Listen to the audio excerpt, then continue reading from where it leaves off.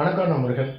எடப்பாடி பழனிசாமி அவர்களுக்கு தகுதி இருக்கா அப்படின்னு சொல்லிட்டு முதலமைச்சர் மு.க.ஸ்டாலின் அவர்கள் சட்டசபையில் பேசியிருக்காரு. அதை பற்றி சுருக்கமாக பார்க்கலாம். எதை பற்றி பேசுவதற்கு செய்வதற்கு எதிர்க்கட்சி தலைவர் எடப்பாடி பழனிசாமி அவர்களுக்கு தகுதி இருக்கா அப்படின்னு சொல்லிட்டு மு.க.ஸ்டாலின் அவர்கள் கேட்டிருக்கான்னு கேட்டிங்கன்னா, சட்டசபையில் பேசிய அண்ணா திராவிட முன்னேற்ற கழகத்தை சேர்ந்த பொதுச் செயலாளர் மற்றும் எதிர்க்கட்சி தலைவரான எடப்பாடி பழனிசாமி அவர்கள் சட்டசபையில் பேசும்பொழுது நீட் தேர்வை ரத்து செய்யறன்னு சொல்லிட்டு தான் நீங்கள் ஆட்சிக்கு வந்திருக்கீங்க. அப்படி மக்களை ஏமாற்றி ஆட்சிக்கு வந்து 4 வருஷம் ஆயிடுச்சு. நீட் தேர்வை ரத்து செய்த உங்களுக்கு தகுதி இருக்குதா, வக்கு இருக்கா அப்படின்னு சொல்லிட்டு மிக நல்லாக பேசியிருந்தாரு. அதற்கு பதிலளித்த தமிழகத்தினுடைய முதலமைச்சர், திராவிட முன்னேற்ற கழகத்தினுடைய தலைவராக இருக்கின்ற மு.க.ஸ்டாலின் அவர்கள், எங்களுக்கு தகுதி இருக்குதா இல்லையா அப்படிங்கிறத ஆராய்ச்சி செய்ய நான் இப்போ விரும்பலை. உங்களுக்கு தகுதி இருந்தா பாரதிய ஜனதா கட்சியுடன் அண்ணா திராவிட முன்னேற்ற கழகம் நீட் தேர்வை ரத்து செய்தாதான், அட்லீஸ்ட் தமிழ்நாட்டுக்காக நீட் தேர்வை ரத்து செய்தாதான் அண்ணா திராவிட முன்னேற்ற கழகம் பாரதிய ஜனதா கட்சியுடன் கூட்டணி வைக்கும் அப்படின்னு சொல்லி அந்த கூட்டணியை நிர்பந்தம் ஏற்படுத்த உங்களுக்கு தகுதி இருக்கா அப்படின்னு சொல்லிட்டு எடப்பாடி பழனிசாமியை பார்த்து முதலமைச்சர் மு.க.ஸ்டாலின் அவர்கள் பேசியிருக்கிறாரு. உண்மையிலேயே முதலமைச்சர் மு.க.ஸ்டாலின் அவர்களுடைய இந்த பேச்சு வரவேற்கத்தக்க ஒரு பேச்சு என்றுதான் எடுத்துக்கொள்ள வேண்டும். முதலமைச்சர் மு.க.ஸ்டாலின் அவர்கள் எந்த இடத்துல பேசினாலும், சட்டமன்றத்தில் பேசினா கூட துண்டு சீட்டு எழுதி வச்சு தான் பேசுவார்.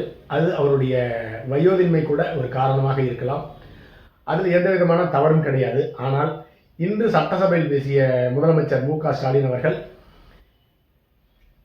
எடப்பாடி பழனிசாமி அவர்களுக்கு கூட்டணியை மறுபரிசீலனை செய்ய தகுதி இருக்கா அப்படின்னு சொல்லியிருக்காரு. அதற்குண்டான காரணம், நீட்டை ரத்து செய்ய சொல்லி நிர்பந்திக்க முடியுமா அப்படின்னு சொல்லிட்டு கேட்டிருக்கிறாரு.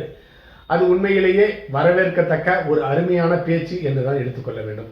சரி, இதை எடப்பாடி பழனிசாமி அவர்கள் எப்படி எடுத்துக்கொள்வார் என்று பார்க்கலாம். எடப்பாடி பழனிசாமி அவர்கள் எல்லோரையும் போல ஒரு அரசியல்வாதி. அரசியல்வாதினாலே சூடு, சொரண, வெக்கம், மானம் இது எதுவுமே இருக்கக்கூடாது. நேர்மையாக அரசியல்வாதியாக இருந்தால் கண்டிப்பாக இதெல்லாம் வச்சிருப்பாரு. ஆனால் நேர்மை இல்லாத அரசியல்வாதிகளுக்கு நான் மேலே சொன்ன எல்லாமே தகுதியாக இருக்கும். அப்படிப்பட்ட ஒரு அரசியல்வாதி தான் எடப்பாடி பழனிசாமி அவர்கள். முந்தைய காலகட்டத்தில் அமைச்சராக இருந்த பொழுது ஆயிரக்கணக்கான கோடியை கொள்ளையடித்து தன்னுடைய மகனுக்கு ரியல் எஸ்டேட் தொழிலையும் கட்டுமான தொழிலையும் முதலீடு செஞ்சு வச்சிருக்கிறாரு. அப்படிதான் கடந்த காலத்தில் ஈடி ரெய்டு நடத்தி ஒரு 4000 கோடி ரூபாயை கைப்பற்றியதாக தெரிகிறது. அதற்குண்டான டாக்குமெண்டெல்லாம் எடுத்து ரெடியாக வச்சிருக்காங்க எடப்பாடி பழனிசாமி மீது நடவடிக்கை எடுக்க. அதே போலவே அண்ணா திராவிட முன்னேற்ற கழகத்தை சேர்ந்த கடந்த கால அமைச்சர்கள் விஜயபாஸ்கர், தங்கமணி, வேலுமணி, இப்படி ஏகப்பட்ட மணிகள் எல்லாமே ஒரு 500 தலைமுறைக்கு தேவையான பணத்தெல்லாம் ஆயிரக்கணக்கான கோடி பணத்தை கொள்ளையடிச்சு வச்சிருக்கிறாங்க. இந்த பணத்தை எல்லாமே காப்பாற்றணும்னா ஈடி ரெய்டை தடுக்கணும், பாரதிய ஜனதா கட்சியினுடைய எதிர்ப்பை தடுக்கணும். அப்படின்னா என்ன நிர்பந்தமும் இல்லாமல் அண்ணா திராவிட முன்னேற்ற கழகம் வருகின்ற 2026 சட்டமன்ற தேர்தலுக்கு கூட்டணி வைத்து கூட்டணி ஆட்சி அமைத்து தான் சந்திக்க போகிறாங்க, அந்த நிர்பந்தத்தில் தான் சந்திக்க போகிறாங்கன்னு அமித்ஷா அவர்கள் மேடையில் பேசியிருந்தாரு. அப்படி எங்களுக்கு பணமெல்லாம் முக்கியம் கிடையாது, கொள்கை தான் முக்கியம், கட்சி தான் காப்பாற்ற போகிறோம் அப்படின்னா கண்டிப்பாக இவர்கள் எல்லாமே சிறை செல்வது உறுதி. நைட்டில் மட்டும் இல்லைங்க, பகலில் படுக்கிறப்ப கூட இவங்க ஜெயிலில் 1, 2, 3, 4, 5 கம்பி என்ற மாதிரி கனவு தான் வரும். ஒருவேளை எடப்பாடி பழனிசாமி அவர்களை உசுப்பேற்றி முதலமைச்சர் மு.க.ஸ்டாலின் அவர்கள் இந்த கூட்டணியை கலைக்கணும் அப்படின்னு நினைக்கிறாங்கன்னு தெரியல. அதற்கெல்லாம் எடப்பாடி பழனிசாமி அவர்கள் மயங்க மாட்டார். ஏன்னா இந்த கூட்டணியை கலைச்சா கண்டிப்பாக ஜெயிலுக்கு செல்ல வேண்டிய நிலை ஏற்படலாம், ரெய்டை சந்திக்க வேண்டியிருக்கும்.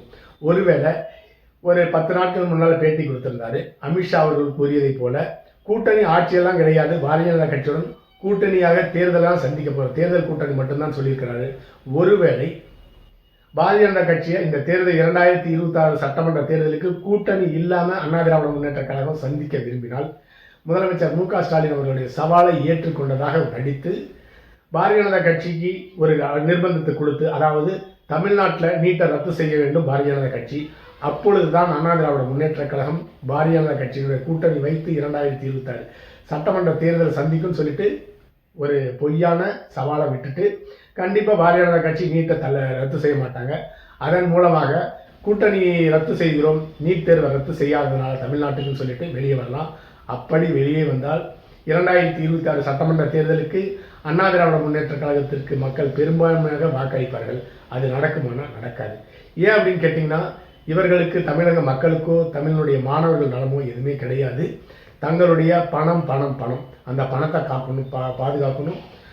புதையலை பூதம் பாதுகாக்கிற மாதிரி அந்த பணத்தை பாதுகாக்க வேண்டும் என்றால் ஆளுங்கட்சியாக இருக்கின்ற பாரதிய ஜனதா கட்சியினுடைய துணை வேண்டும். துணை இல்லைன்னா ஈடு ரெய்டு தான். அதற்காக எந்த விதமான சவாலையும் ஏற்றுக்கொள்ள மாட்டார் எடப்பாடி பழனிசாமி அவர்கள் என்று எதிர்பார்க்கலாம். அடுத்த பதிவில் சந்திக்கலாம். நன்றி.